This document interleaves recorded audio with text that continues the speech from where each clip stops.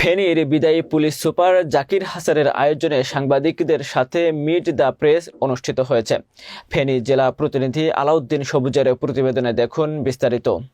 বৃহস্পতিবার Feni police super কার্যালয়ে দুপুর 2:30টার দিকে মিট দ্য প্রেস অনুষ্ঠিত হয়। মিট দ্য প্রেসে বিদায়ী পুলিশ সুপার গত 22 মাসে তার অগ্রগতি সাংবাদিকদের কাছে তুলে ধরেন। এ সময় উপস্থিত ছিলেন অতিরিক্ত police super crimes Shahadat Hossain, অতিরিক্ত পুলিশ সুপার দিন মোহাম্মদ, অতিরিক্ত পুলিশ সুপার ফেনী সদর সার্কেল থোয়াং গ্রুপ মারমা।